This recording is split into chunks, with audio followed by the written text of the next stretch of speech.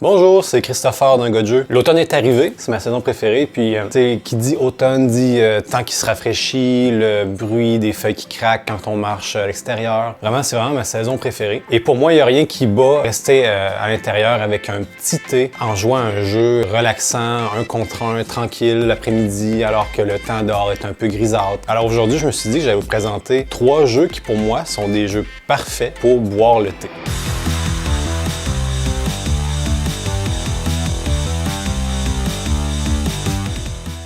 Mais avant, qu'est-ce que je considère comme un jeu de thé? Pour moi, un jeu de thé, c'est pas compliqué. C'est un jeu relativement relaxant, un peu stratégique, qui a un aspect aussi très tactile, ou c'est un jeu tout simplement qui est plaisant à regarder et qui va bien fonctionner avec l'aspect décontracté de boire un thé. Bienvenue dans mon coin pour boire le thé. Je me suis dit que j'allais vous le présenter en même temps. Alors, le premier jeu dont je voulais vous parler, c'est Quarto. Quarto, c'est un jeu de stratégie pour 2 joueurs uniquement, qui est un jeu de stratégie abstrait. Dans Quarto, la particularité par rapport aux autres jeux de ce style-là, vous allez devoir remplir une ligne. Dans ce cas-ci, dans Quarto, comme le nom l'indique, ça fonctionne autour de 4. Donc, vous devez remplir une ligne de 4 pièces, que ce soit à l'horizontale, la verticale ou la diagonale. Et le but, c'est que lorsque vous placez la 4e pièce d'une ligne, que vous réussissez à compléter la ligne pour que chaque pièce ait une similarité. Donc, les différences entre les pièces, c'est qu'il va y avoir des pièces qui vont être blanches ou mauves, il va y avoir des pièces qui vont être courtes ou hautes, il va y avoir des pièces qui vont être rondes ou carrées, et il va y avoir des pièces qui vont le dessus avec un trou ou sans trou, donc plat. Et donc, dès qu'un joueur place une 4e pièce qui complète une ligne et que chaque pièce a une similitude, par exemple, ils sont tous courtes ou ils peuvent être tous mauves ou ils peuvent être tous carrés, eh bien, le joueur qui a placé la 4e pièce gagne. Par contre, ce qui fait que Quarto, c'est particulier dans le style, c'est que les pièces appartiennent aux 2 joueurs. Donc, vous n'avez pas vos pièces à vous et l'adversaire n'a pas ses pièces à lui non plus. Ce que vous faites à votre tour, c'est que vous allez prendre une pièce dans toutes les pièces qui n'ont pas encore été jouées et vous allez la donner à l'autre joueur. Et lui doit la placer où il veut. Donc, il n'y a aucune restriction de mouvement. Et une fois qu'il a placé sa pièce, soit il gagne parce qu'il a complété une ligne de 4 avec au moins une similitude, soit le jeu continue et il vous donne une pièce à vous que vous devez placer. Donc, ce qui est drôle dans Quarto, c'est quand vous perdez, ben, c'est vous qui vous faites perdre vous-même parce que vous avez donné la mauvaise pièce à l'adversaire.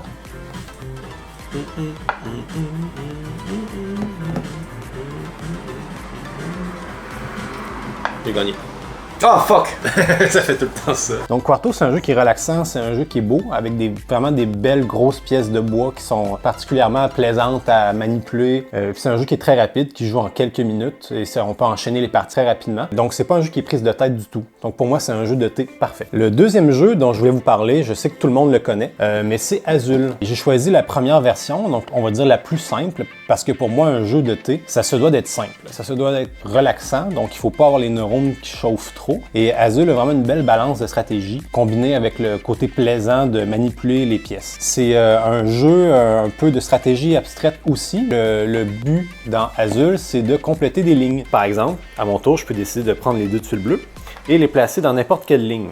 Si jamais je décide de remplir cette ligne-ci, j'ai pas assez de place pour mettre la deuxième, donc celle-ci s'en va dans les points négatifs. Chaque tuile qui se ramasse ici vaut un certain nombre de points négatifs, par exemple ici -1. Ensuite, une deuxième tuile va aussi coûter -1, donc en tout -2. Les tuiles qui n'ont pas été sélectionnées vont aller au milieu. Ensuite, c'est à l'autre joueur, par exemple, il décide de sélectionner la tuile noire ici, et le jeu continue comme ça, jusqu'à ce que toutes les tuiles aient été placées sur les plateaux des joueurs. Si jamais un joueur décide ou n'a pas le choix de sélectionner des tuiles au centre, il prend aussi le jeton numéro 1 qui vaut des points négatifs. Si par exemple ici je voulais les tuiles rouges, eh bien je peux les prendre et les placer n'importe où dans mon jeu. La partie continue comme ça jusqu'à ce que les joueurs aient terminé de sélectionner les tuiles qui sont en jeu, et après on va placer les carreaux des lignes qu'on a complétées dans notre mur. Comme par exemple ici, la tuile bleue irait là et la tuile rouge irait ici. L'excédent est débarrassé. Cette ligne-là ici n'a pas été complétée, donc on laisse les tuiles là. Ensuite, on va compter les points. Chaque tuile qui est ajoutée vaut 1 point pour chaque autre tuile horizontale et verticale à laquelle elle est adjacente.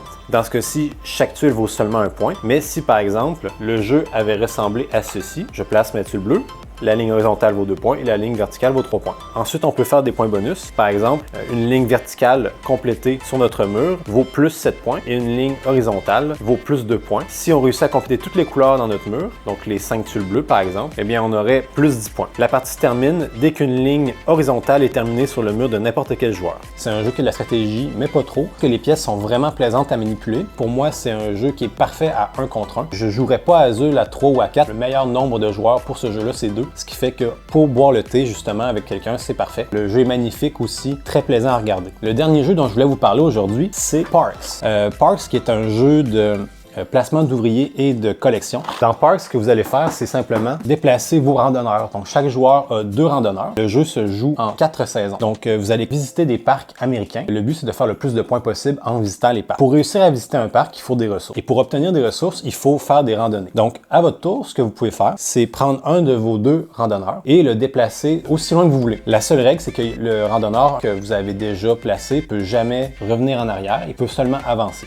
Et à chaque fois que vous finissez votre déplacement de votre randonneur sur une tuile, vous ramassez, vous récoltez toutes les ressources qu'il y a sur la tuile. Vous allez pouvoir utiliser ces ressources-là pour acheter des parcs. Et vous allez avoir aussi des bonus de fin de partie. Un certain type de ressources en particulier doit se retrouver sur vos parcs, par exemple la forêt. Donc si vous avez plus que 10 symboles de forêt à la fin sur vos parcs au total, vous allez gagner. Vous pouvez aussi acheter des équipements qui fait que votre jeu à vous va être différent des autres joueurs. Et une fois que les 4 saisons se sont écoulées, on vérifie le joueur qui a le plus de points. Donc vous faites des points en visitant des parcs, donc en payant les ressources qui sont écrites sur les cartes. Vous faites des points en prenant des photos et aussi des points de bonus de fin de partie. Ce qui fait que Parc est un excellent jeu pour boire le thé, mais non seulement le jeu est vraiment beau. Les illustrations des parcs sont tous différentes. Les pièces aussi tout est en bois et ça vient aussi dans une petite boîte qui est bien compacte. Tout est bien rangé avec des trays.